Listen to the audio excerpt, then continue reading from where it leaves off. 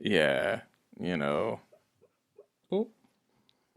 The dog is sleeping and he's making cute sleeping noises, but it's also loud during our recording session. I'll wake him up slightly. Oh no, don't wake him up, he's sleeping.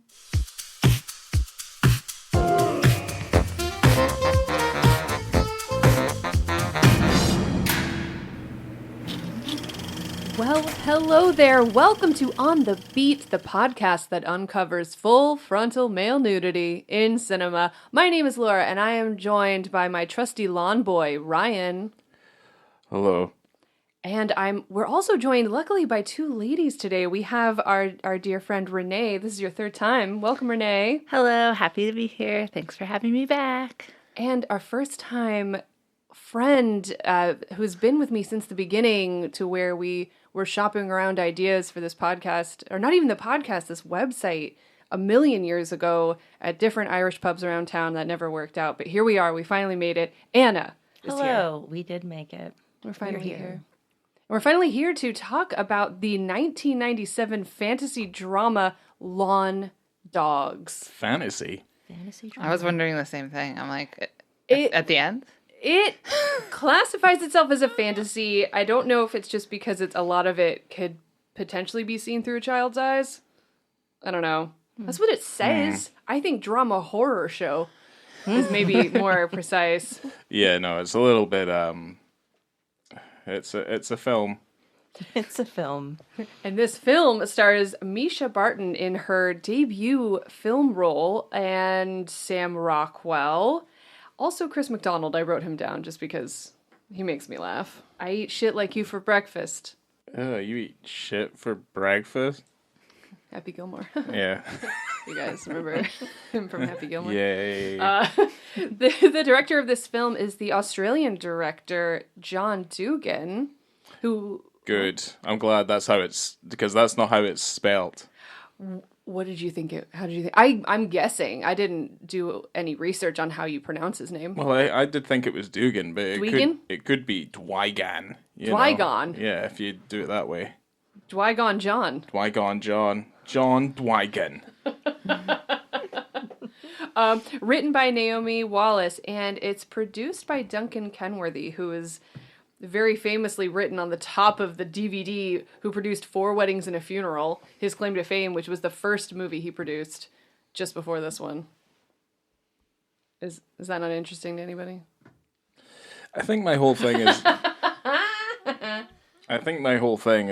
Well, no, he probably didn't make as much money on this movie as he did in the last one. No one made money off of this motion picture. Okay. I mean, you got it for $2.50. No, I wish I got it for $2.50. It cost me $6 Oh, at well. a resale store in Gainesville, Florida. Well, they made a small amount of money because it was probably a donation, so...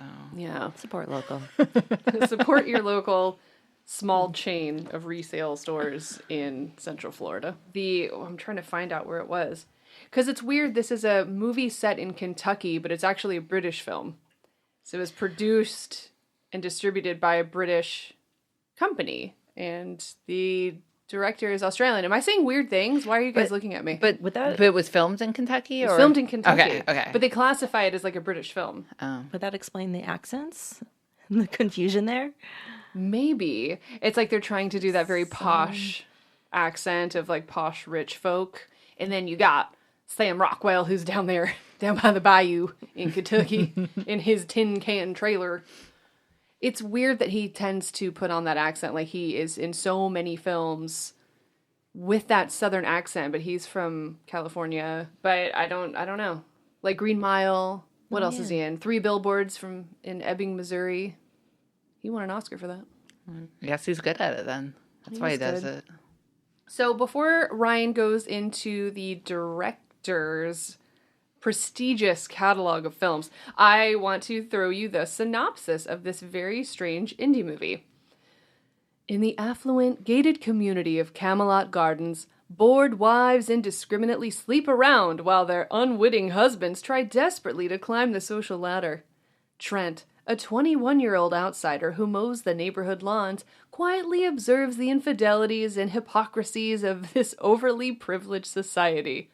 When Devon, a 10-year-old daughter from one family forges a friendship with Trent, things suddenly get very complicated. And the tagline for this film is, "Innocence is a dangerous friend." Oh, that's accurate. Yeah. That is very That is accurate, very accurate. actually. Oh. I don't think she forges the friendship either. I think she forces the friendship A friendship was forced on an older man. on a much older man. They say 21, but he was almost 30 years old when he filmed this. He looks very young. Boy, he does, actually.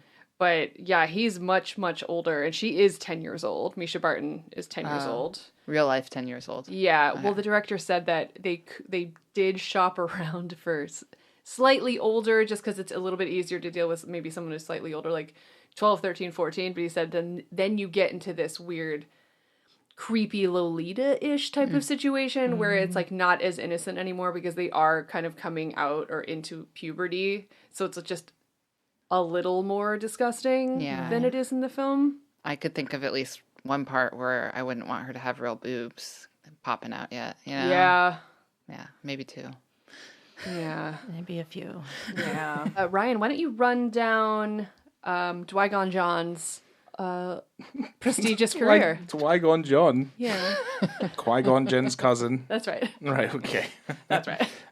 John Dugan is an Australian film director and screenwriter, and he is currently still active, making probably pieces of shit just like this one. What the fuck? This is egregious. We haven't even talked about whether or not we like this film. Keep going. Shut up and keep going. There's not a lot that I can really say other than he has made films, and here's some of them. God. He made The Firm Man in 1975. He made The Trespassers in 1976. Mouth to Mouth in 78. The Year My Voice Broke in 1987. Romero in 1989. Flirting in 91. Sirens in 94. I've seen Sirens. Yes. And guess what? Big surprise. We're going to have to do that on the podcast. Okay. I thought you were going to Yeah. say more about it. There's a dick in that movie. Yeah. Hugh Grant's in it. And Is it Hugh Grant's dick? no, but Hugh Grant does take his dick out in another film. I'll get back to you on that one. Yes, and then it's The Leading Man in 96, and then he follows that up with what we're talking about today, which is Lawn Dogs in 97. He is currently still active, and I think the last film he has down here is Careless Love in 2012. He also directed the Steve Coogan classic, The Parole Officer. That's right. From 2001. Wow. I'm okay. very familiar with that movie. Oh Jesus. Steve Coogan. Yeah. There's not much to say about John Dugan other than what Tandy Newton has to say about him. I really like Tandy Newton. We're all aware. What did he do?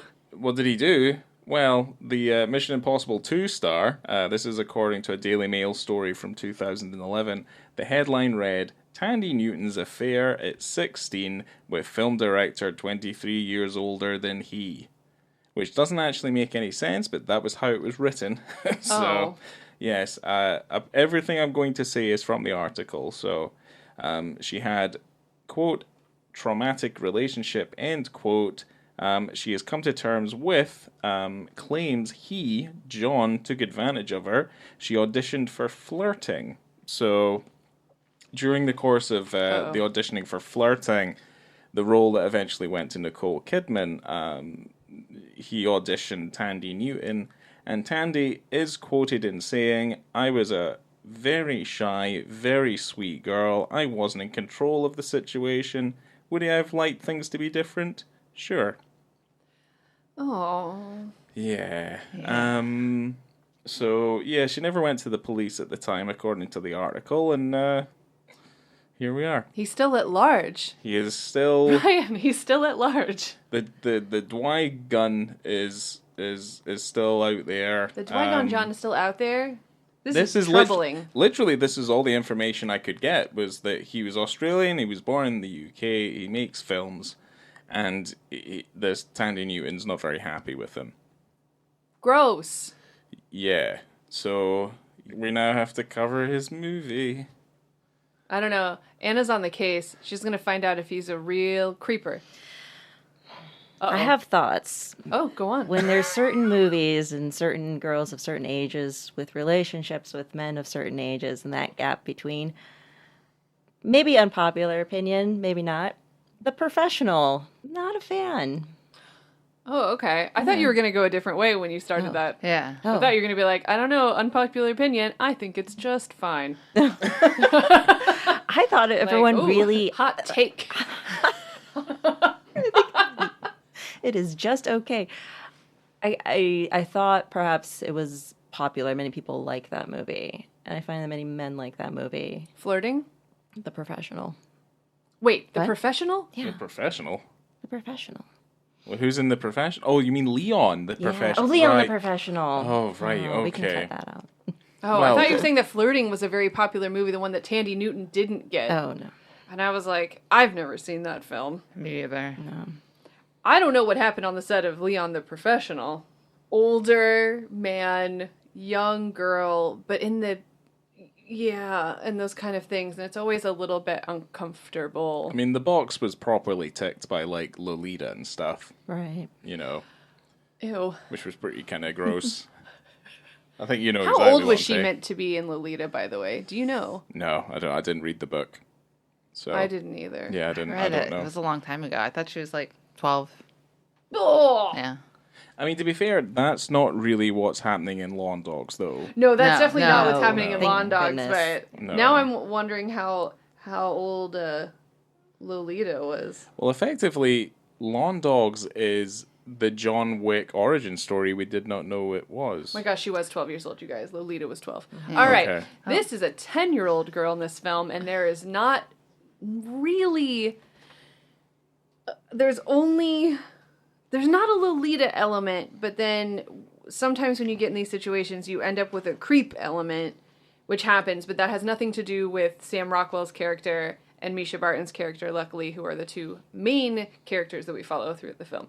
So that happens. There is still some gross shit happening with her and this other boy at some point, but Yes, absolutely. yeah, there's a lot of gross shit going on in this gated community, effectively. But yeah, this is the John Wick origin story, and it's Misha Barton, It is. right? I She's the guess Baba so. Yaga. Yeah, pretty much. Yeah, Mother or wife. yeah. Yeah. I mean, wife. a dog died, it triggered off her rage, and she's now shooting. Is it her brother or her friend? Her brother's friend. Wasn't someone a brother? No one No, was a brother. no, I No one thought had she a was an only brother. child. Right, okay. Well, yeah, I don't know where these other boys came from. They're They were just kinda hanging out with neighborhood her dad. boys. Right, okay. Don't even know where to start. Well, we should start at the rank movies gong, probably. Yeah. Yeah. Yeah, go It on. did- Do it you want does to tell open them the about the movie. Rank organization that produced this film? Yes. Oh, you don't have anything to say, do you? No. So the Oh, Rank I knew what it was. organization produced films for many, many years, and eventually they were bought out along with Canon, I believe, by BBC. Oh, okay. By the BBC, and I found out that Rank and Canon were actually arch rivals as production companies. Oh, wow, Which I there thought you was go. a very weird thing. Yeah. Well, Well, how canon. how best to treat them as rivals, to amalgamate them into one, like society. There you go. Yeah. And so this film was the last time that the Rank organization used the famous gong. Yeah, the opening title thing. The movie opens up with a really weird... Okay, so the family's together. This is when we get introduced to the family, right? So we meet Chris McDonald, we get Misha Barton, and I forget the mom's name. But they're making cookies so that she can sell them for charity and kind of get out there and make new friends. It's kind of like a Girl Scout offshoot or whatever. And she's sitting there making these cookies, and they're on the tray, and she's supposed to be decorating them, and a fly falls onto one of the cookies, and she takes her thumb, and you see, like, the thumb in the frame, and then she just squashes the fly, like, into the cookie.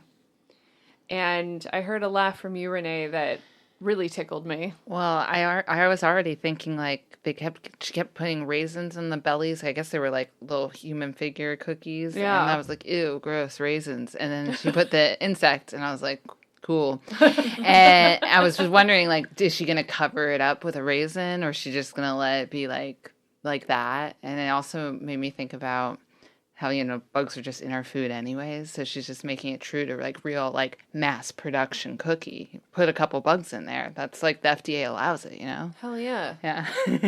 I thought about that bug for a long time after that moment, about when she's trying to shop these cookies around and sell them for charity. And I thought, which bag has the fly in it? Yeah.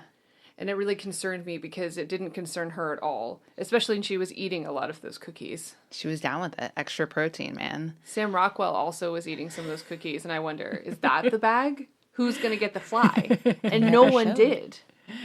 The fly never came back.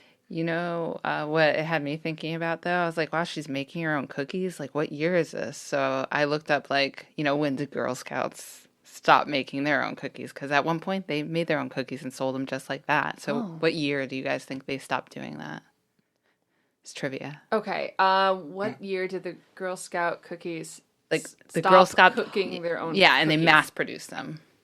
Ooh. Stop mass produce. They started mass producing them. Stopped making them themselves. Oh, okay. Started mass producing them. 1963. 89. Oh, after the bomber, after the bomb stuff. I want to say The Unabomber? yeah, Oh, right. Okay. because there was all the Or the shoe bomber. Surprisingly early, guys. It's way earlier than 1963. Oh really? Oh 1936. Oh, wow. okay. Girl Scouts been lazy for a while. Wow. Yeah, so this is like the low-end Girl Scouts. Yeah, starting Or with they- Keebler. Yeah, or they wised up and they thought we're in a capitalist society. Why are we not mass producing these cookies and taking some of the proceeds for ourselves? Yeah, I mean, they definitely started making more money off of them then. Well, I think Well, it's if she's easier. going It's around easier to giving sell these... cookies than it is to sell cocaine. So I guess so. Oh, yeah, probably. Yeah. I was like, is it? And I'm like, well, everyone likes a cookie. Everyone would like cocaine if they tried it. Right? Yeah, that's the problem. Don't do drugs, kids. Yeah. fucking Cause he- Scarface over here. Cookies. Yeah, fucking. So fucking faded after out. that, where do we go in the movie? What happens? Well, I wrote down, it's hotter than a cat's crotch out here. Oh boy. I'm glad you came there because that's one of my favorite parts. That was a good line. well, because the not cop. What do you Nash. call? What do you guys call fake cops? That fucking security guard. Yeah, mall Nash. Mall cop. mall cop. Fucking Paul Blart. Poor mall Blart. cop. Yeah. Shit, took my joke. Yeah. Haha. Yeah, we all think he's so Sam Rockwell's character pees in a cup, which I love. He pees in a cup. Yeah. I relate to that heavily. I know that when that happened, you also giggled, which tickled me, because I remember that really funny peeing in the car story when you were in Colorado. Yeah, I mean, Or no, I've peed in cups in in cars. Colorado? Yeah, that no, that was No, in you were in Oregon. Oregon. Yeah. So I mean, it's classic. It's a classic me move because Yeah. I have dogs that I can't leave in the car alone and stuff like that. So I've just learned to pee in cups. But you got to have a big enough cup, and you got to know what you're gonna give. And that time we were stuck in like a snowstorm in a parking lot. And we couldn't go anywhere, and I didn't want to get out of the car because I thought at any moment they would clear the road and we get to start going. Yeah. So Ty and I both had to pee really bad, and I convinced him like we gotta pee in these cups and just Yeah. pour it out the window, whatever. So he's on the lookout peeing in the cup, but guess what? I had too much pee. Oh, no. I filled the cup, guys, and then some. What did you do? It was a rental car. Oh no. The first time we ever rented a truck, and I always thought that was weird because I'm not a truck person. I know you guys can't see me, but I'm not a truck person, and I peed in the seat of the truck. You couldn't stop the... So I stopped it, but like, not quite in time. So I peed a little bit, poured it out, and then did the rest. How many ounces was this cup, do you think? It was like, oh my gosh, I don't know. It was like probably like this. Like this, I think this is 16 ounces. That's a lot of pee, dude. I was Pint of piss. I was really holding Well, it. it's Yeah, more than pint of pint of piss. piss. I'm yeah. a hydrated woman. That's So- wonderful.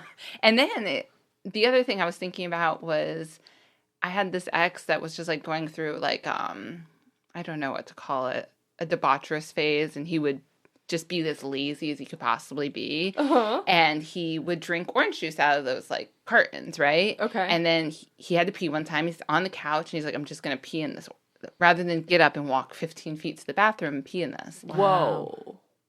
He forgot. Like the next day, he goes to drink the orange No! juice.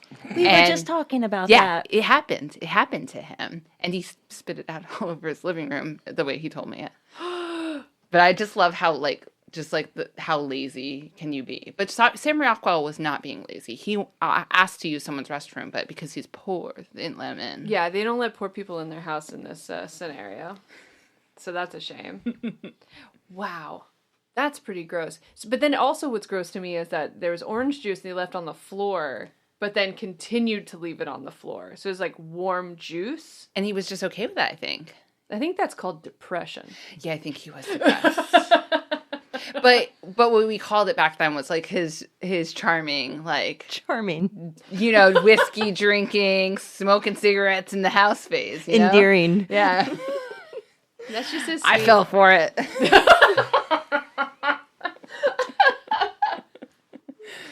Oh my gosh. So that's why when Sam Rockwell in this movie is peeing in cups and pouring beer on himself, that you go, ooh, ooh, I could get into this situation. Oh dear. Oh dear. There was also that moment where like Paul Blart takes a sniff of his piss cup, which was fucking hilarious. Like you wouldn't have smelled it, or at least like guessed the scent Yeah. ahead of time. And it also would be warm. You would have And picked up as a warm cup I thought of he'd liquid. I thought he'd put the lid back on it. He did, though, I think. But when when Paul Blart picked it up and just gave it a sniff, it was like a wide open cup. And it was also sitting on the seat. No, it wasn't wide open. It still had that plastic cover on the top. But you would still smell that piss. Yeah. Like, hard time. He had just finished it too. That's right? It straw was very hole. yellow when he Yeah. poured it out. Yeah, he poured it out like a yellow Gatorade. Not a hydrated man. Yes, it would have been a lot funnier if he did take a drink of it, like that cop did in Dumb and Dumber. Yeah. Yeah, so, So the penis scene of this movie comes in really, really early. 9 minutes and 8 seconds. So this is post piss cup, a hot Sam Rockwell who is flexing a lot and also in a tank top for a lot of this movie, which I didn't mind. he's an outdoor boy, Yeah. out there cutting grass. He's a lawnmower man. Yeah. To the soundtrack of Dwight Yoakam.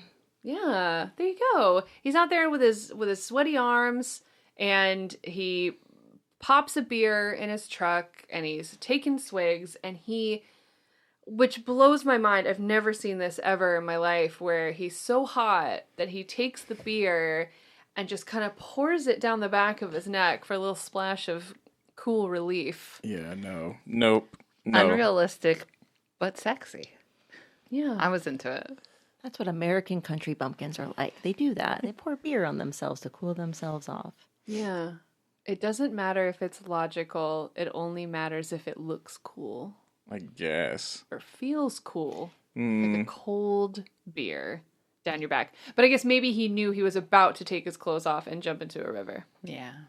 So this is where we come to this dick scene, and you can also see his distaste for like all other people in this world, like any other rich person, because he's driving his truck down the middle of this bridge and stops his car.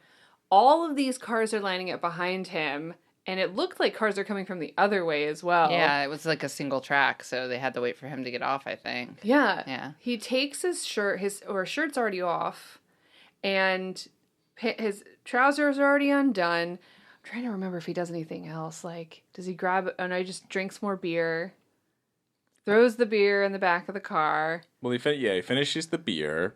Right, so hold on. He finishes the beer. He's already got his socks off. He's already got his top off, and he's got his pants still on. So he takes off his pants once he jumps onto the edge of the bridge. Yeah, he drops trow. Drops trout at the top at the edge of the bridge on the walkway. And that is when he does what I've referred to as, because I looked it up, a double front pike into the water. Wow. I Yes. called it a fancy dive. It is a fancy dive. flippity-doo. Yes. It is a professional dive into water that I'm not too sure he knew how deep it was, but that's fine. 9 feet deep. It was It 9 was feet a deep. 30 feet tall bridge Oh. and 9 feet deep water. Okay. Do we know? Facts. And was it Sam Rockwell? So this is Sam Rockwell's body, his penis, the whole scene leading up to standing on the edge of the bridge is Sam Rockwell. But he goofed off He did with not the dive. do the double pike off the bridge. Oh, God. Did double flippity doo dah pike off the bridge. That was Randy Peterson, the stuntman who doubled for Sam Rockwell. Actors are just lazier by the day, aren't they? I know it's absolutely They won't do the double despicable. pike. It's despicable, especially since there were pictures of him in his parents' house about being a Do we need that? star diver. Yeah, backstory. Do we need that backstory though? Did we? The last thing I think we needed was the whole end of that film, for the most part. Yeah, I Yeah. think we'll notice that we talk a lot about the beginning, and then we're And then like, just- and then it ended. And then skip. And then skip. Because this film has Yeah. a major, absolutely major trigger warning. And I'm not even talking about like potential child molestation. Like, it's not even that. It's worse. Someone murders a dog. Yeah, no, that's not very good. Every time I saw this when he was about to jump into the water, I thought about that bridge that's just out near where the old cinema was, where I used to live. And I remember kids continually taking shopping trolleys and dropping them over the side of the bridge. And I was just like, I just wouldn't do that. I just wouldn't do that at all. Because it's like, there's going to be a mountain of shopping trolleys just underneath you there, just bits of shard and metal. And then I'm just thinking about Sam Rockwell jumping off this bridge. There's a bunch of shopping carts down there, and he just gets mangled to hell. I mean, to be fair, I do remember a time when a friend of mine picked up his other friend and they chucked him into that water. No! Yeah, he's fine. He survived. But yeah, I was kind of just like, I don't think that's a good idea. I don't think that's a great idea whatsoever. So Ryan, have you ever jumped off a bridge? No, I'm scared of heights. Scared of heights, I wouldn't do it. But I mean, if I had a good reason to do it, I don't know, like end my life, then maybe. But Or like a nice, cool refreshment. potentially from life, yes. Or Yeah, no, I've never done that. I've just seen other people get chucked into the same bodies of water, and that's it. well, that's troubling. Yeah, So the stuntman, Randy Peterson, he jumped off of that bridge a total of 6 times. 5 times he did it totally naked, and then once wearing briefs just in case they would need like a TV version for the United States. They did do that though. There is a scene where Sam Rockwell is wearing whitey tighties in a screenshot somewhere on the internet. Yeah. Well, there you go. Interesting. Smart. There you go. They gotta cover all their bases. yeah, they got to try and make as much money as they can. That from bridge is this, in Louisville, Kentucky. Okay. So next time we all take a trip to Louisville, Kentucky, we can do the old. We'll get Ryan to do the old Sam Rockwell double pike off that bridge naked. I'll do a double front pike off that bridge. Yeah, pretty Hell sure I yeah. could. Yeah. Make sure you pour beer on yourself first. Yes, I'll make sure I'll stink of booze and make sure Piss that in a when cup. just piss into a cup, have a Pour big beer in yourself. I mean, we'll have a quartz, like a big quartz, like soda cup, just full of my hot stinking piss. I am so aroused right now. Honestly, I cannot wait. I did not think. I mean, at least you found what your kink is now. That's great. That's my Christmas kink. That's your Christmas kink. Oh wow. Yeah, look at that. Only took that much. Only took this to go. So I read an article, an interview with Sam Rockwell by the Huffington Post. This was back in 2008 when they were shopping around Choke. You guys remember that one that you totally expected to see nudity in? Oh, the But he Chuck did- Palahniuk Yes. book that was turned into a remember that movie. Oh yeah, I remember the book. I don't remember the. It's fine if you want to see I it. like We that. have it. Yeah, I've got it on DVD. You I guys like can that borrow movie it. a lot, actually. I forget that. It's fine. Whatever. Yeah, it's fine. So, Sam Rockwell says, I've had to do frontal nudity after diving into cold water, so I'm not a big fan of it. I've done it because I felt it said something about the character. With a movie like Lawn Dogs, it says something about the character. It shows you something about their freedom and who they are as people, so it is relevant to the film. Whereas if it's just gratuitous, it's just not, And then the interviewer asked, like, when you mentioned frontal nudity and it was important to your character, what do you think about using a prosthetic so that you look bigger than you are? And Sam Rockwell said, I suppose I would if it were restoration theater. I don't really give a shit. I'm not planning to show my penis again on film, but it would depend on the movie, I guess. Okay. So... well, we didn't say the moment where he does the dive. He basically comes back to his car. Oh, right, yeah. So there is, everything. there is more. It's not as seeing him in the diving position. He does come back to the car because we did feel like we were getting cheated out of it a little bit. Oh, and he gave it to us. He gave it fully to us, He did. All the way back to the car. Yes, he did. He gave us it back to the car in full view of like a family with other obviously youngsters and stuff there, just in front of him, and he just like gives them a little wave with his hand. With his... I don't know what he was doing up until this point, but I don't know if he was just planning on being totally naked, so he just, like, ripped at the gym for I don't even know how long, but he has got just chiseled arms, his legs, he's got that bubble butt. Yeah, his butt looks great. His butt looks amazing. He's got some junk in that trunk. He really does. Yeah, it's got a bit of a wobble to it.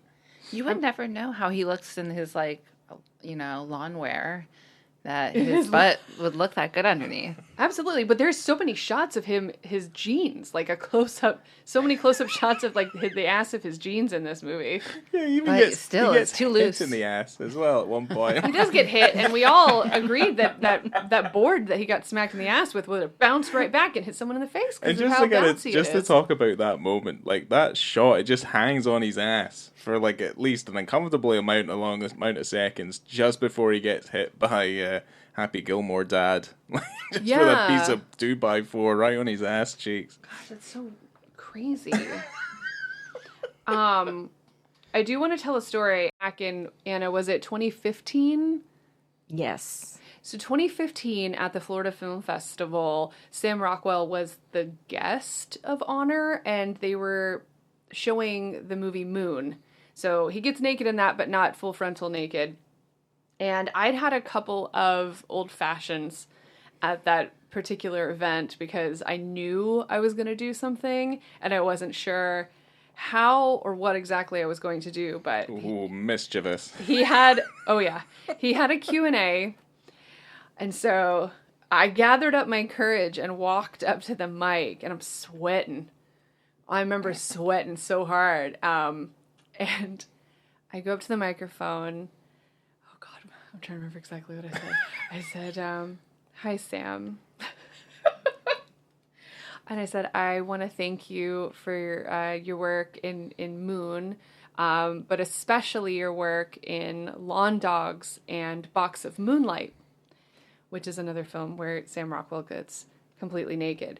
And at that moment, after I said Box of Moonlight, he laughs. Like, he knows exactly what the fuck I'm doing. And I'm in front of an audience of people. His wife is there. Like, it's okay. It was glorious. It was pretty good. So I said that. He laughs, and I go, can we expect anything from you of that caliber anytime soon? And he pauses, and he says, no. Just in this tone, he's like, no.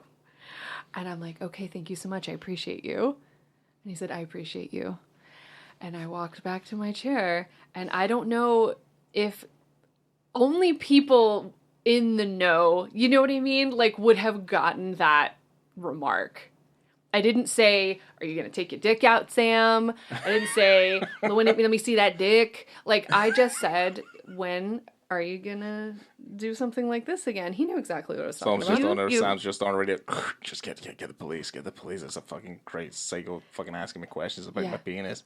You approached it very classy and respectfully, I thought. There was a couple smirks from the audience when you mentioned those two films. I think they knew what you were referencing, but I think you took it well. It's a really shining moment in my career. It's a compliment. Yeah. And I feel really good about it. I was very excited for this moment. It's really a defining moment of my life. Yes, it was. You showed me on the first date or something. That's something I would do. It was one of those things. But no, not really. But it was within the first couple of days. She just could not let it be. And I never will. No. You've never done anything like that since, though, either. Oh, well, I've never had the opportunity. Oh, But I do keep following around Sam Rockwell. We went and saw him That's a real on Broadway. Yeah, it's a real choice of phrase. We don't follow him around. No, we don't follow him around. No, we don't follow But we him did around. see him in a production of American Buffalo in New York with Lawrence Fishburne. Yeah, Which was awesome I would follow Larry around. Like, honestly, I'd like to hear what he had to say. Yeah. Less so Sam, but certainly Larry Fishburne, I'd be all over. I was really hoping that Sam would have recognized me. We sat in the front row. I really thought he'd go, "That's that creepy dick chick over there." Oh, look, it's her again. She's going to ask me Keeps if I'm on taking my sending dick out me. in this Yeah, play. keeps on asking me about dicks. No, I'm not getting it out. David I'm Mamet like, said "Do it, no. Sam. No. I appreciate you." All of you.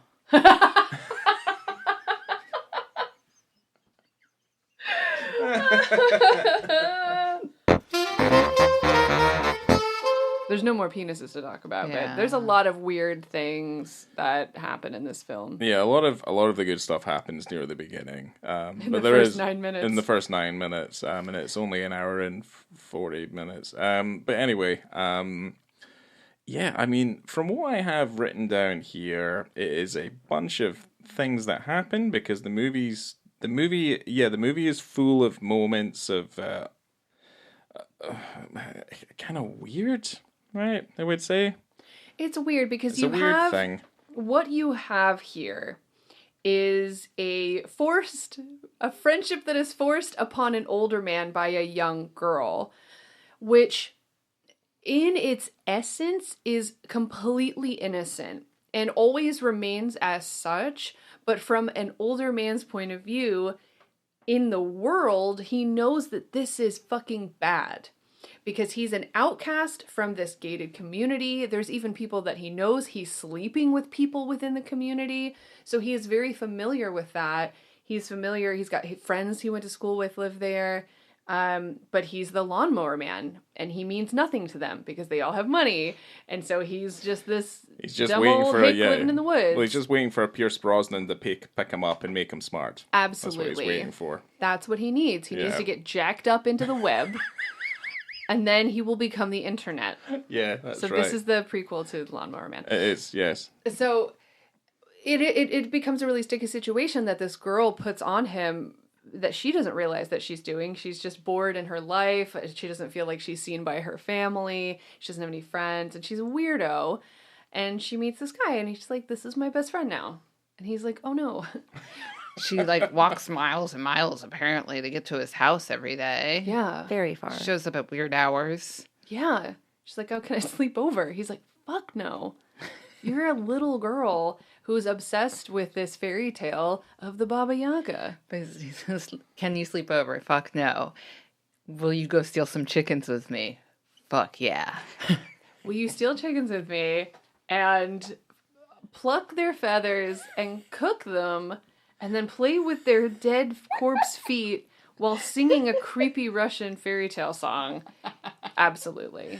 And you know what? Fuck it. Stay the night. Why not? We're best friends. It's so uncomfortable. She has no idea. He can't go, "Listen, young lady, I look like a pedo if you hang out with me." There's a point where she says, "We're friends, right? We're friends." And he goes, "Yeah, we can be friends, but we have to keep it a secret." And you know his intentions are good. He's just trying to protect himself. But just that in and of itself is just so fucking creepy. And it's not going to go well.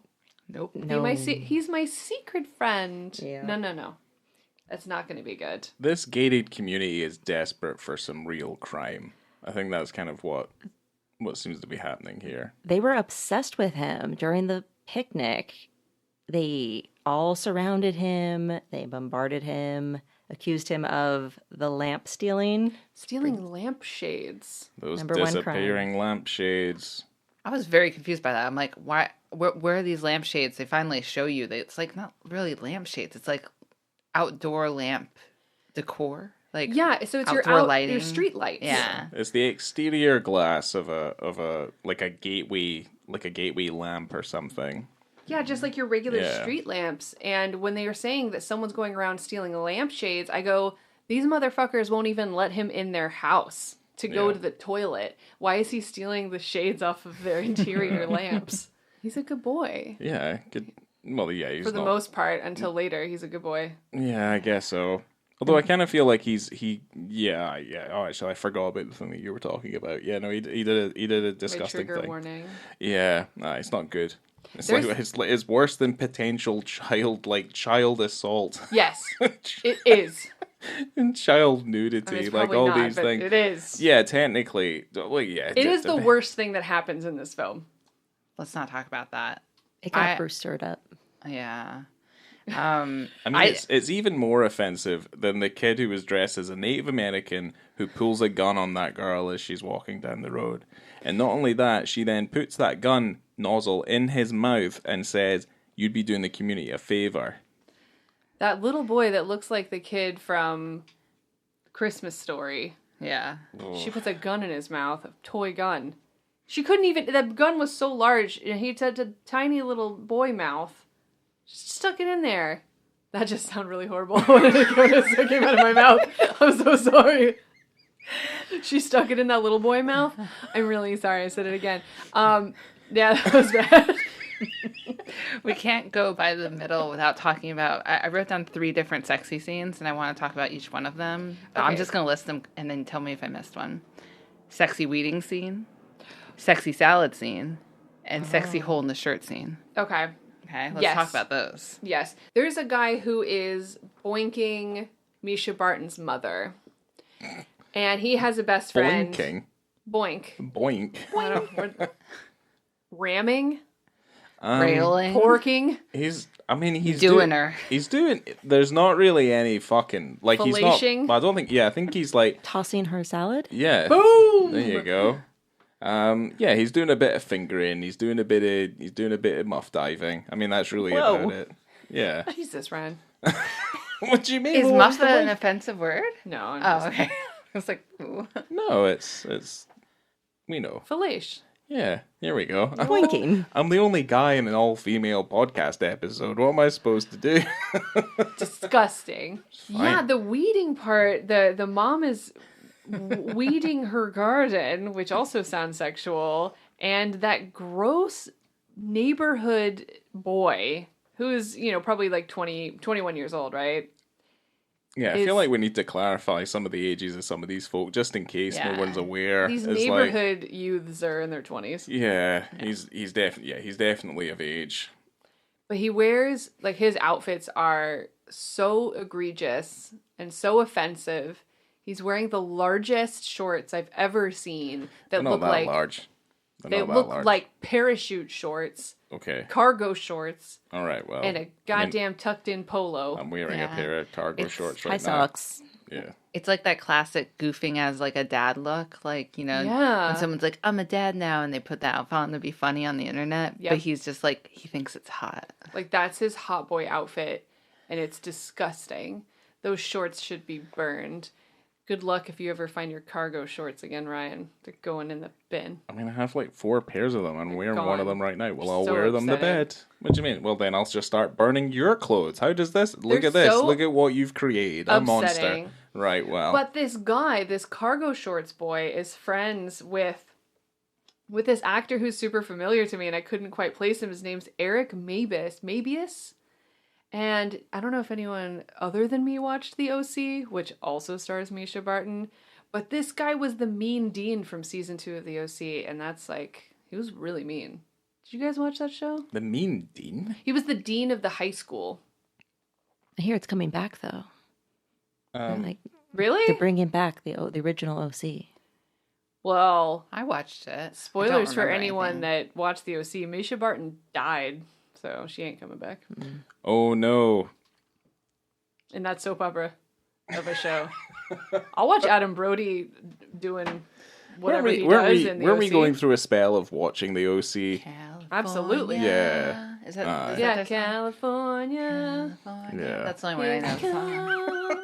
I love that show. That show is super comforting. Peter Gallagher, amazing. It's fine. Yeah, it's fine. It's fine to kind of see where some of these people are. It's not the least watchable show I've ever seen. Remember in my that life. first episode where he goes, "Welcome to the OC, bitch." So fucking good.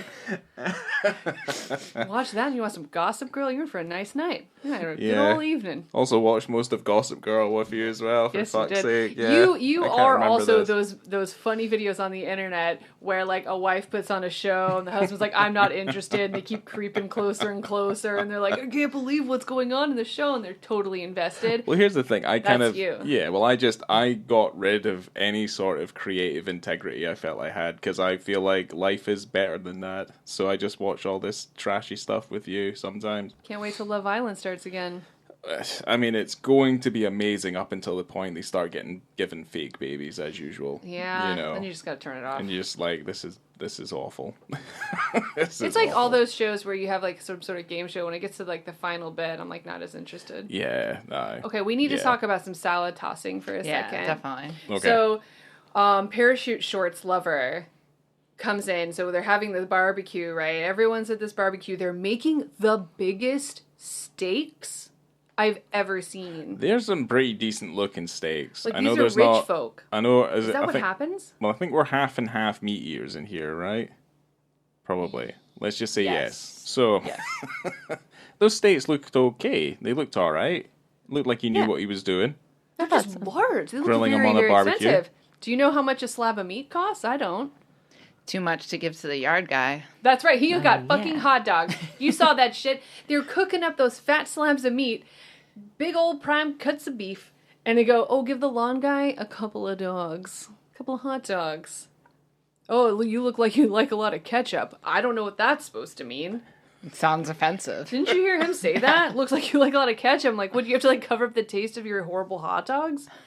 I don't understand. I mean, he cooked them for 10 seconds. He's like, grabbed some hot dogs and then he like put them on and took them off. Yeah, that's probably why he didn't want to eat them.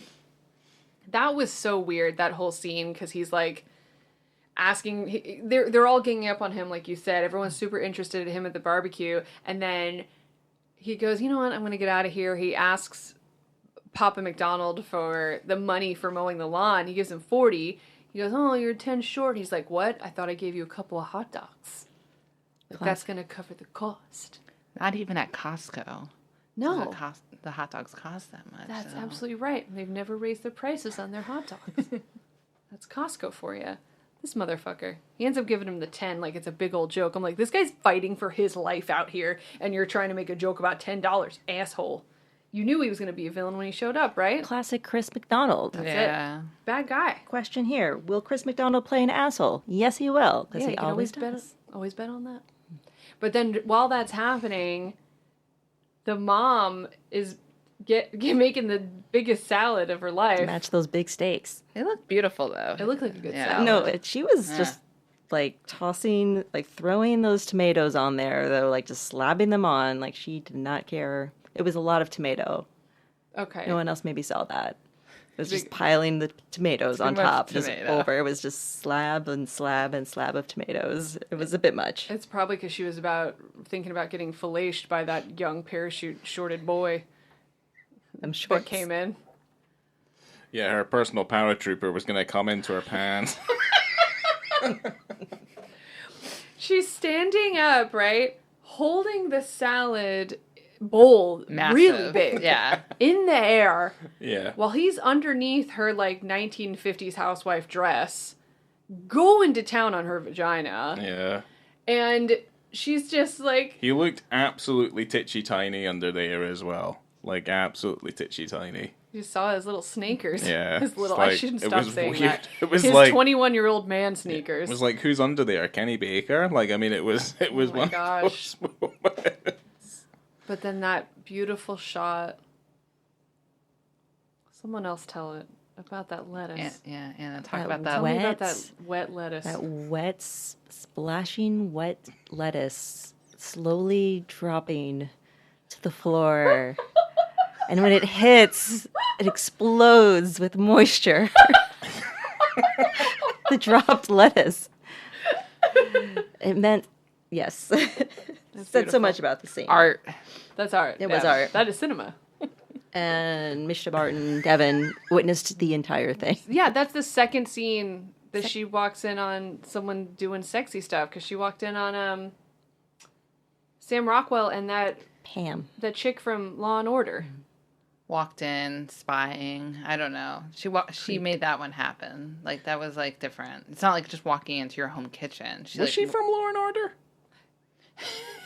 With the boobs earlier, we didn't mention her in the boobs. Her But name is Yeah. Pam. In the tin Angie can with the Harmon. boobs. Isn't someone Angie a fan Harmon. of? Isn't someone a fan of Law and Order here?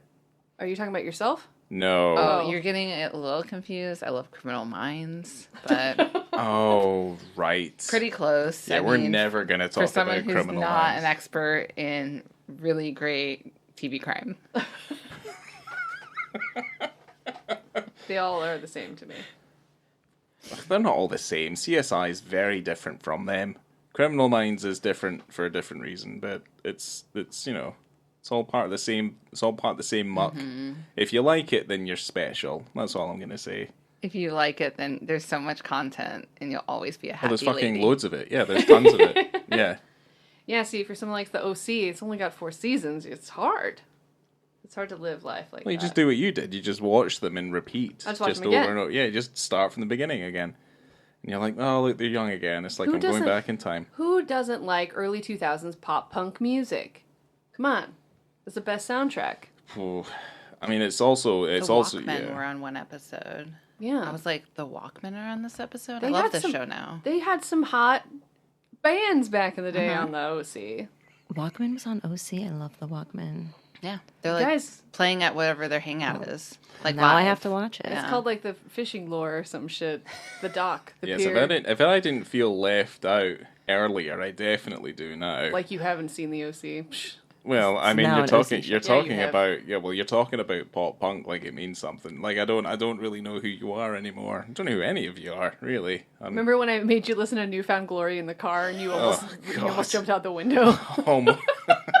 Honestly, I That's almost amazing. yeah, Out He of was joy? so upset. He was Oh, so upset. I And almost I'm singing all the words. They're all coming back yeah, to me. honestly, He's like, no. I don't know who you are. honestly I almost vomited. It's like when you asked me to order you Hawaiian pizza the other day, and I said divorce. I don't know who you are. There is nothing wrong with having a bit of pineapple and some ham on there, mixes up quite together, a bit of cheese and the tomato and stuff. It's Okay, perfectly I fine. like You can- pineapple on pizza too. You Yeah, there can you go. like. Well, what about you? I am very torn here because I like both pineapple pizza and Newfound Glory. So I'm with both of you here. Okay. It was just like the sudden knowledge of this Hawaiian pizza that you've never mentioned before, and the whole time I've known you. And you can like it. I don't have a problem with you liking it, but it just was Yeah. like new information, and I thought I knew everything about you, and then I was just scared. Like, what else are you going to tell me? I mean, to be fair, your reply to it was, Ryan, what the fuck? yeah. And that was it. And I To said, the "Who stole your to the phone?" pineapple pizza, and you were like, yeah, someone's stolen my phone, ha ha ha. Like, I mean, I don't know. I was, you know what? Sometimes you're in the mood for something. It's a little bit of Hawaiian. Yeah, it's refreshing, but Yeah. you got the salty, sweet and salty. Add jalapenos next time. Mm-hmm. Just Girl, Yeah. yeah. So Minus upset. the ham, add jalapenos. That's Yes. my jam. Yep. Yeah. It's very strange. Okay. Well, So there's this part where that guy, the parachute guy, molests that little girl. parents just left it off. First, she's playing with a gun, as children do. She pisses on the car windshield.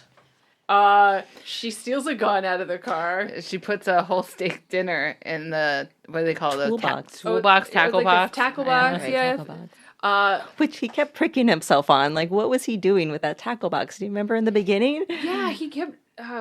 Rich people like to make fancy lures with expensive, parts. yeah. That's a rich Obviously- person hobby. He obviously didn't know what he was doing because he kept hurting himself. So, in that scene where she's in the car and she's got the gun that she's messing with, the guy who was just fellatiing her mom during a barbecue with the whole family goes into the car, and immediately that guy is a full molester. Yeah, You he could starts- just tell. And you Yeah. have these situations where this young girl's alone with these other men, and it's like not creepy, and then all of a sudden you get this creepo who like takes a bullet out of the gun, rubs the bullet on this child's lips, Yeah. you guys, and then says, "What do you think this would feel like inside of you, or something?" Right? Yeah, or Well, he going made- in. You or... smell like your mom. Yes, smell like your that's mom, it. yeah. Well, I mean, he also smells like his mom, our mom as Yeah. well. I mean, that, Right you know, around the facial area. yes, he in has- particular. He has fanny face. It's it's a moment that I don't know. Why is it there? Why is it happening? Okay. This so poor I child. mean, This poor child we know just why seems it's to there, right? finding all these things about herself. I don't. Yeah, I don't know. The whole scene's there to be like, wow, a guy actually tried to molest her and her parents blew it off. And then a guy that is her friend that she kind of describes the friendship a little bit weird, then he gets, persecuted. Absolutely. Well, because the mom's upset because she says the guy at the barbecue put his hand up my shirt, and the dad goes, "You let him put his hand up your shirt?" And she goes, "No." And they're like, "Oh, he forced it." She goes, "Yeah." And the mom is upset, but only upset because it's like her lover guy. Mm-hmm. And then the little Misha Barton says like, "Oh, well, I guess it was just like tickling or whatever." And she said she ran away, and he said, "Good for you. That's my girl." Ugh. Disgusting. So much cringe. So the other sexy part that we need to talk about, Oh, it is a sexy hole in the shirt scene. yes. So this guy who's like the parachute pants' friend, who It's looks so like weird. He looks like an alternate universe, like evil Paul Walker, with like his hair and his blue eyes and his chiseled Aryan face, right? Bizarro Paul Walker. Yeah. Yeah. So he goes out to like talk to Sam Rockwell, and I noticed immediately, and I think you all noticed as well. He had a hole in his shirt. The rich Paul Walker guy. Yeah, it was weird. Yeah, it didn't make any sense. Yeah, it's not in line with his character. No. Yeah. What were you gonna say, Anna? Crispin Glover kind of reminded me of him. Really? Yeah, his face. Yeah, Yeah, like that. He's got very angular yeah, face. pointy nose. But then like, Renee, will you tell what happened with the hole in the shirt? Sam Rockwell slowly stuck his finger in it and moved it around a little. And then what did he say? Something like, you shouldn't dress like trash, or you shouldn't dress... I don't remember. I was so mesmerized by it. Yeah. The sexual tension. Yeah. Because it seemed like it was coming from both sides. It absolutely as was. he put his finger in there and rubbed it around. I don't know. Does anyone else remember the dialogue? I mean, as far as I'm aware, I remember him putting his fingers in there, and it felt like he'd put his entire hand through the hole. Lots of swirling. And started, like, twisted grabbing it and like Yeah. stuff, pulled it close. like nipples Yeah. and things, and then it was like, oh, okay, here we go. He penetrated him. He And then they had this whole thing with their hands for a moment where like they were touching each other's hands. yes. And he said he could have done something better with those hands. I don't remember exactly what he said. But I it was just got really lost weird. in it. Like, Yeah, it was really- honestly, I was like, "Ooh, what's happening here?" But then I just my mind went blank. Yeah. Well, I didn't write anything, and I know that this comes later, or does it come later? But there's a moment where Sam Rockwell, out of like rage, kisses that guy. Yeah. Oh, There's a backstory there. I mean, there's got to be something like, I don't know. He hangs out with the other molesty guy. Maybe he did some very young weird stuff to Sam Rockwell, and he knows. The other molesty. Yeah, the parachute short. Parachute short molesty man. Oh, the fucking... That's his BFF, right? Yeah. The para rapist. Maybe Right. they're similar. Like, I don't know. They were talking. They went to school. Something about being a doctor. There was something. There's a backstory there. Yeah, just that not maybe- explained. Not explained. Yeah. But Trent has a lot of showed backstory. Yeah. a lot of trauma. The cheese. I mean, speaking of backstory, yeah. I don't know why he won't take his dad's flags. Oh. Well, look, Lord Tippin. it's bad enough that like he just wants his dad to die, so he doesn't have to accept any more flags. That scene went from being so heartwarming and sweet to like upsetting very quickly. Yes. You can tell he has a lot of issues, unresolved issues with his father. Also, But- it'd be fair to say that I would also be slightly apprehensive about taking the flags because they were effectively stolen flags from comrades he'd met and was in with in Korea during the Korean War, and he was holding on to these dead men's flags. I think it was a way of remembering them, though. I guess, but then he's kind of just giving the flags away. Yeah. So it's a little bit of a conflict there, as far as I'm aware. I'm not to tell the man his business because his brain was being eaten away by canned cheese bacteria.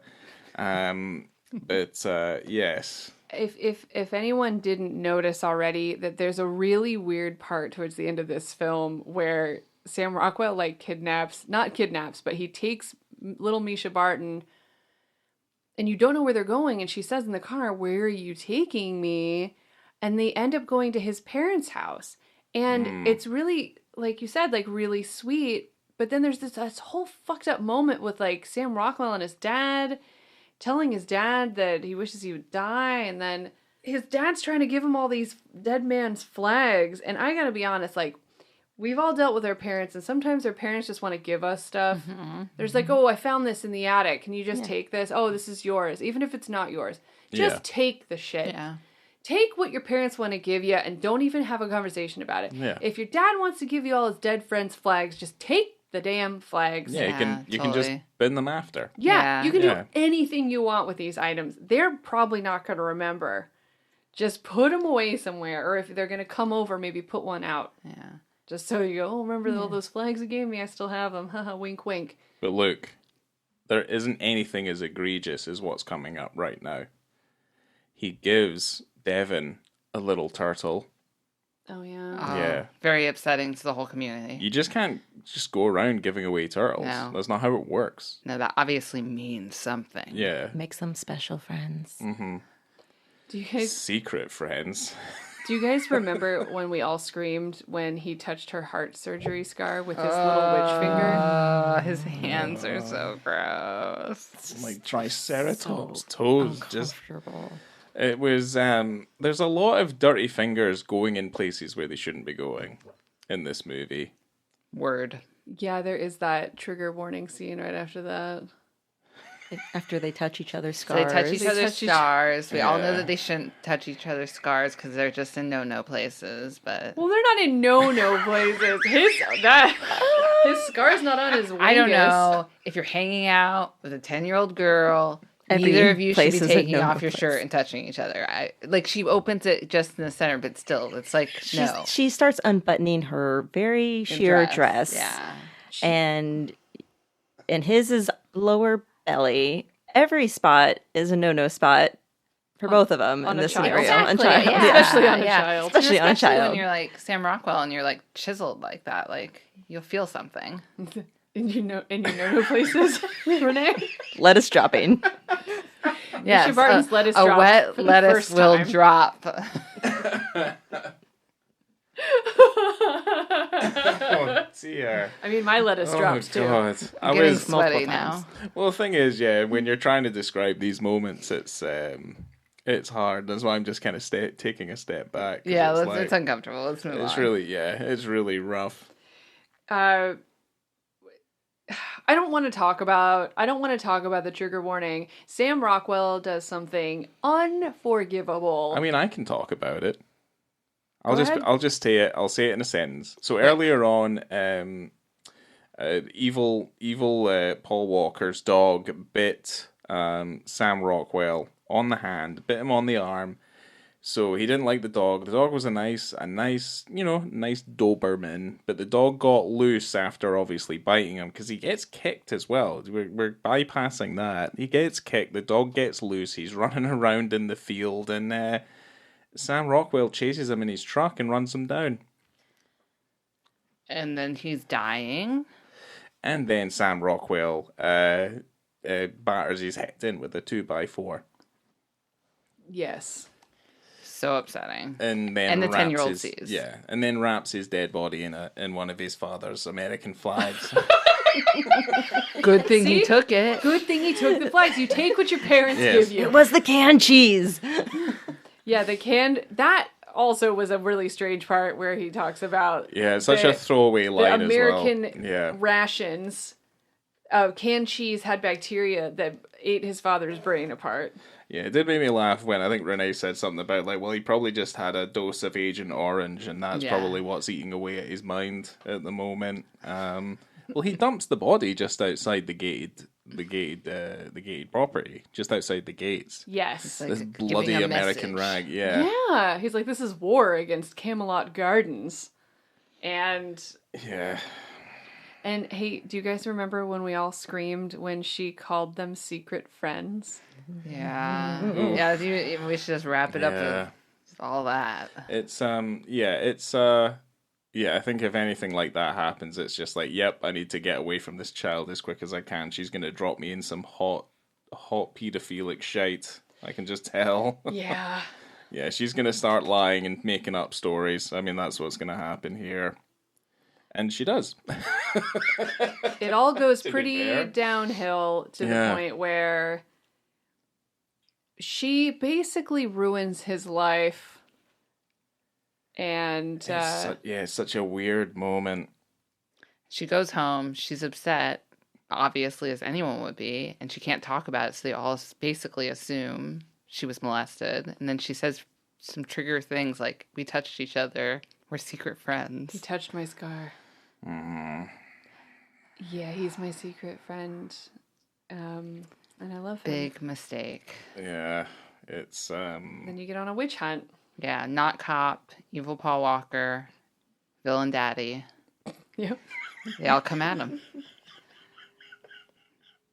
Yeah, they do. Oh, they do, and that's when he gets hit on the cheeks, on the butt cheeks butt. with that 2x4. Yeah, Boing! junk in the trunk, son. Like it just His best weapon of wallops him. defense is that ass. He had it kind of perked up too, like almost ready for it. Yeah. Yeah, he did like a... He did a little squeeze. Yeah. A Pretty little funny. butt booty squeeze over here. But yeah, he gets the shit kicked out of him. Then Misha Barton just shoots someone. Shoots that evil Paul Walker in the fucking stomach. Yeah. And climbs a tree. Oh, wait. She like forces her father onto her knees with a loaded gun. This Get on 10-year-old your kid. knees, All yeah. to give her... It's not a piggyback. What is it called when you get on someone's shoulders? Like a shoulder... I guess you just get on their shoulder. It's Yeah. a shoulder sit. Because her shoulder sit. Like a girlfriend at a concert. Yeah, She pretty thinks much. She's too short. Yeah. And she climbs a tree and then just tells the Baba Yaga story and how she set Sam Rockwell free. Yeah. Yeah. The water rises, the forest comes out of the road. Yeah, it's like when you break it down and you put it in simplistic terms, you're just kind of like, you're beguiled by exactly what Yeah. the state of affairs, like just step by step, everything that seems to happen in this movie. So upsetting. It's very upsetting. Yeah, I was expecting a nice movie.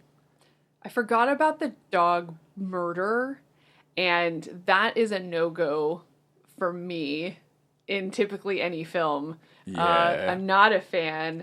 It's incredibly Because cheap. it's cheap. Yes, Yeah, it it's absolutely incredibly is cheap. And I don't really understand. I mean, the only reasoning to do it is because the dog bit him, and he doesn't like the guy, but he just fondled his shirt hole, and then he also gave him a nice big aggressive kiss to the point where like he bit him on the lip. Well, actually, you forget they put sugar in his mower, and that ruined his way for work. Yeah, I guess. That was that's like true. that was the catalyst. And then I think, not to read too much into this, because it's still no excuse to murder a dog, whether it bites you or not. But there's like a frustration with this, well, the dad thing, but perhaps the relationship with the guy that owned the dog, whose lip he bit.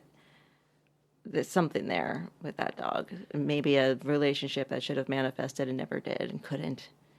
It was like a weird side story. Yeah. The But he- other part of Trent's backstory is that he's bisexual. But he was very angry about the mower. I agree, but the dog doesn't Yeah. have thumbs. The dog can't pour sugar.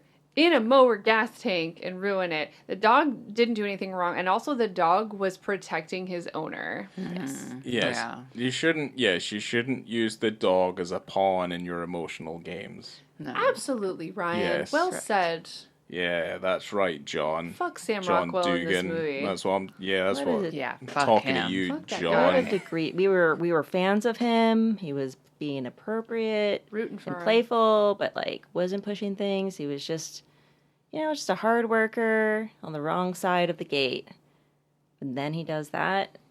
It's all I said, over. Banished. Yes. Banish thee from Camelot, motherfucker. Yeah. How dare you. He does. Yeah. It's a weird, fucked up, strange thing. This movie. It really is. I have one thing that, well, now that we're about to wrap this up, but John Dugan said something, and I know he's now a creeper too, so cool. Not a fan of that. But he was talking about the difference between like America as opposed to Europe and Australia in terms of sexuality in film, which we talk about this a lot. We've talked about it, but this is going to be slightly troubling, probably coming from him. It's not, but Okay, it's something good. we've talked about before because there is a Puritan tradition in America in terms of like how we deal with sexuality. So we're very okay with hyper ultra violence, but in terms of when you're starting to take your clothes off, it becomes troublesome in America. Anyway, this guy says there's a very strange bias against the depiction of sexuality. You can have the most lurid scenes of violence and mayhem in films, but if you have anything more than a relatively tame depiction of sexuality, you run the risk of arousing the wrath of the censors. It's peculiar, that aspect of the society. It actually succeeds in driving a lot of the activities underground. There's probably just as much activity, but it's all under a cloud of pervertedness and guilt. I don't know if that is... I don't necessarily agree with that, because it's not like sexuality has to go underground in America. Americans are... I'm not going to put that on all Americans under the umbrella, because obviously we do have a massive problem with like sexuality in this country, but in terms of like normal people, we're just doing our normal things for the most part, as long as we're allowed to do so. Oh, that's getting into a tough and sticky type Yeah, that's starting to get into something. But now I'm thinking about people who can't do what they want to do, and that's completely unfair. So yeah, it's fucked up. Yes. You're right. All right. Aye. It's all fucked up. Yeah, no, That's a I shame. think there's an inherent conservatism with the US and certainly the UK where it's a little bit more conservative here. So Wow. All right. So let's go around the table unless anyone has anything else they want to drop down before we get into our ratings. I just wanted to say my favorite quote from the whole movie. Yes. Is back when they were just being chummy friends and nothing was creepy yet. And he told her the story about pissing in the river. And then he said, what you piss in is yours for the rest of your life. And I love that. Oh, that's And why then- that was his river. And then he turns on Bruce Springsteen real loud and moons her dad. And I love that. I love every part of that. I miss, the time where we could moon people. I was thinking about that. funny. I Like, haven't mooned anyone in a really long time. I mean that happened to us accidentally at San Francisco. Dude bent down when we were trying to eat pizza, and we saw his Yeah. gaping I butthole. saw his whole asshole. Yeah. yeah, like, there's, we're more aware of consent now, and mooning was always like, no, I'm just showing you my ass. Yeah, we're not getting consent at all. yeah. And if for you sure. do say yes, I want to see your butt, then I don't want to show it to them. I want them to like not want to see it. And also, I don't like the anti-consent. Yeah, I want anti-consent when I moon somebody. the idea of mooning someone should be relatively quite humorous. I feel like we've just gone Yeah. away from it. Shock you know? and awe. But then I also honestly I wouldn't want to show my ass to anybody. Like it's Well, you I don't don't know. spread. Yeah, like you don't spread in you a just moon. pull it down or lift up your skirt. It's just cheeks. Right. Yeah, so I just don't just cheeks. like slowly pull them down and then start to Slowly. move. Start slowly Start gape to open move, your move cheeks. my so it's Yeah. like they can see my hairy asshole. Slowness Right. usually not involved at all. Okay. That's Maybe when you like- do like that funny jerk off hand motion, like, hey, get out of here. But when you start to do it real slow, it starts to freak people out. And you stare directly into their eyes. That's from a comedy Fine line. skit. That's from Whitest Kids You Know. Yeah. It's very funny. That's yes. from a comedy skit. It's pretty good. Yeah. Okay. Right. Okay. Well, then I've been doing it wrong all this time. Yeah, so you do Okay. it quick. Do You it drop quick. and pull. Drop him down Got and pull it. him back up. Right. Yeah, you That's might be how you like moon. driving by in a car or something. Okay. Or, yeah. So next time I drive us to the grocery store, you just go ahead and drop trow, do a quick moon, but be careful because you're a There's man. like a cop You've station got other there. stuff like that could fall out or drop down. yeah. That's true. So you got to make sure that Maybe that was what the problem was before. your So tackle things- stays in things place, stopped that. but Right. just your Okay. cheekies come out. Right. Okay. Okay, It's a we're hard all thing. next It's a time hard we all thing to go get out together. yeah, We're it's a all real- gonna moon somebody. It's a hard thing to get my head around because I've been doing it wrong so long. I'm gonna have to do some practicing. Yeah, practice. Yeah, I can practice in the bathroom in the mirror. Yeah, that's a good idea. Yeah. I like But it's that just a lot. meant to be quick, right? It's just meant to be fast. Yes, Yeah. but you Right, want to make okay. sure they see it, so you don't need to go too fast. Oh, right. So then I have to. Oh, I have to find a middle. It's okay. ground. We're gonna work Right. on this together. Do not God. worry. Don't worry. Right. Okay. Okay, so we're gonna go around the table and we're gonna rate. We're gonna do 2 ratings. The first one's gonna be a combined rating of visibility and context on a scale from 0 to 5. 5 being, wow, that context was amazing and I could see everything. 0 being, I couldn't see anything and it was like a horrible scene and I never want to think about it again. And then we're gonna rate the same scale, 0 to 5, 5 being the best, on the whole film altogether. How did you feel about it? Subjective. Did you like it? Did it suck? I know how we feel, so we're going to see how this goes. I think we're going to go counterclockwise starting with Ryan. And we're going to start with visibility and context. Okay, so I'll set the bar, I guess. So for visibility, I gave it like a good 4. In terms of context, though, like for him to do the dive, it's like, oh, we're getting an insight into his character, and it's nothing that ever really kind of pays off. So let's just kind of look at this moment just in like isolation, I guess. I guess it's cool that it happens, and it's like, oh, this kind of like, I guess this guy mows lawns, and he talks like he's maybe a little bit simple, knows how to dive, right? So that's an interesting kind of start to the movie, but I guess, yeah, I maybe would give it 4. In terms of like the scene itself, and very much kind of sets the tone for the rest of the movie. It's a little bit weird. It's a little bit offbeat. It's a little bit strange.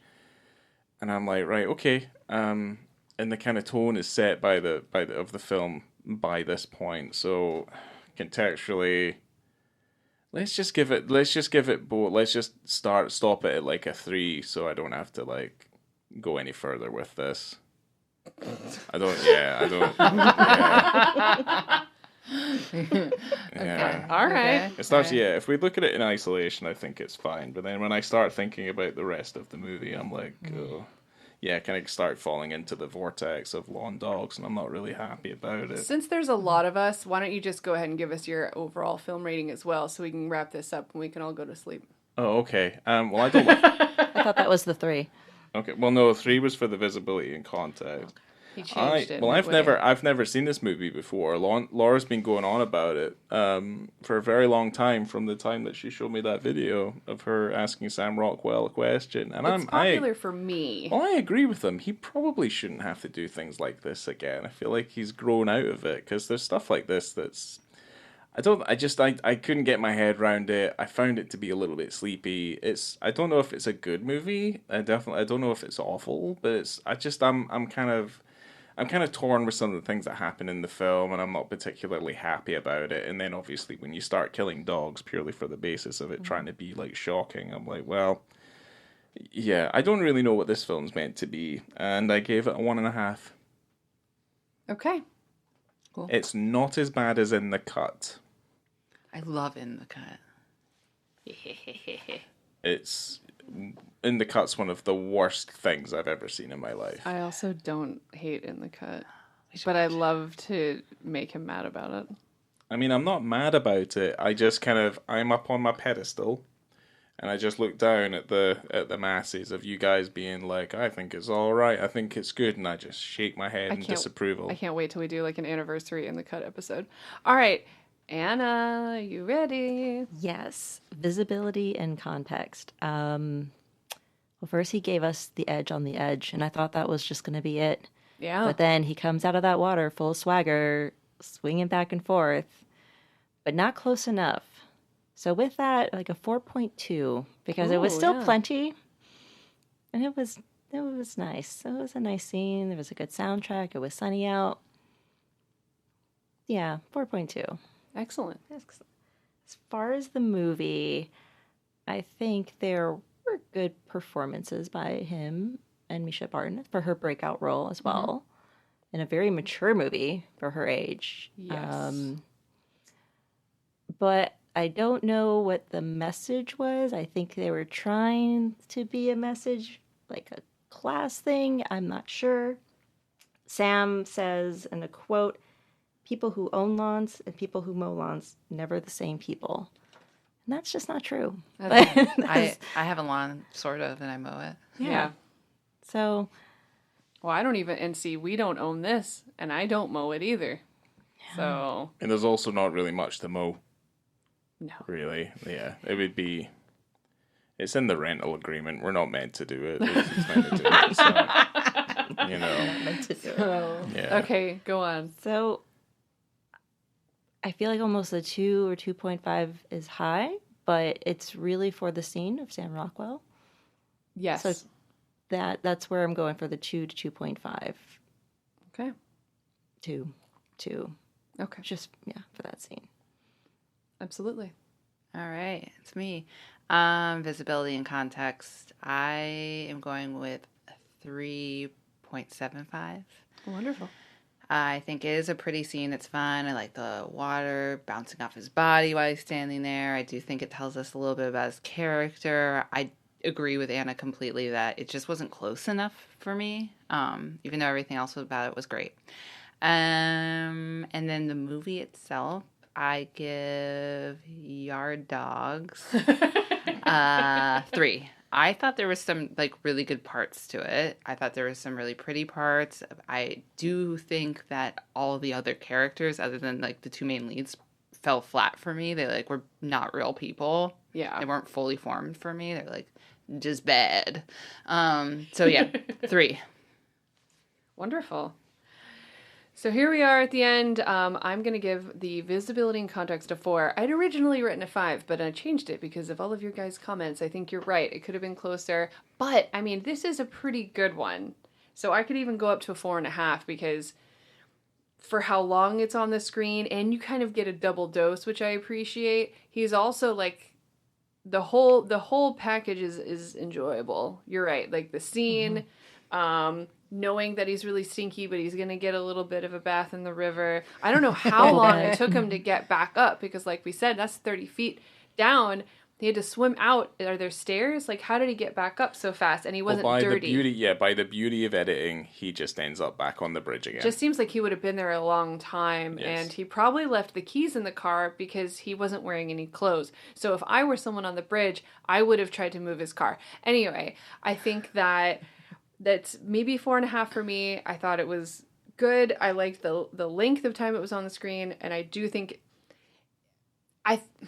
in terms of telling about his character, I thought he maybe would have been a little bit of a stronger character. He seemed like instead of striking out against the people who have done him wrong, he struck out against an innocent dog. So I think that's pretty weak of character when you're kind of showing us in the beginning that you're like a strong, independent man that don't give no shit about nothing, but you're actually kind of a little bitch because you take it out on an innocent animal. Like, that's really uncool. But I forgot about that part in that movie, obviously, because I had to shut down from the trauma, which is why I remember this movie so fondly. But I'm going to give the movie a 2.5. And if I were to rate it simply on the basis of what happened to that dog, it'd be like a 1.5. But it balances out just because we get all that Sam Rockwell fun, because he's very fun in this movie, and I think that he steals the show, because without him, this movie would be a literal pile of hot garbage. Mm-hmm. Agree. Misha Barton's also great. She's just a little girl, but yeah, that's where I am. We did it! Yay! Yay! Thank you guys so much for coming over here and talking about a movie that I have a long history with, just on the basis of asking Sam Rockwell about his penis all those years ago. And it's kind of one of those originators, like the original kind of films that really kind of solidified what I wanted to do with this whole story, like with the story of the website, the story of On the Beat, the podcast and everything. Like, this is one of the OG movies for me, and it's a big one. And even though maybe it's not as good as I remember, but it's still like a big deal in the canon, in the catalog of On the Beat, I think, for me. And I'm glad that we all got to share that together. Yes, let's just point out that something doesn't need to be good in order for it to be important. Indeed. So, Well said. there we go. Indeed. Yes, because this film is fucking stinking crap. Oh boy. But if you want to see a 29-year-old Sam Rockwell jump off a bridge and become the Sam Cockwell we know and love, then you have to watch this movie. Yes. And it's for you. It's out there for you. Well, I hope... Sam Rockwell's always good. Well, I hope that the movie we cover later that also has a very similar kind of naked vibes to it is better than this one. Well, the next Sam Rockwell we do also has a naked John Turturro in it. God damn. A double awesome. down on Yeah, the D. the Jesus. So thank you guys again. Thank you, Anna, for coming over. I'm so excited that you could come over and do this with us. And yeah, so coming to you from Camelot Gardens, I'm going to make you all say who you are. Should have said coming to you from the pumping station, because they said that in the movie as well. I don't know what it was referring to. Her heart. Oh, that's right. She got herself another pumping station. I'm not going to say that, so. Coming to you from the pumping station in a 10-year-old girl's heart. Oh boy. Coming to you from like the Baba Yaga doghouse. Coming to you from the ribbon tree. Or the tin can. Oh, yeah. The fallen lettuce. Coming to you from a wet, crispy piece of moist lettuce. I have been Laura. And I'm Anna. And Renee.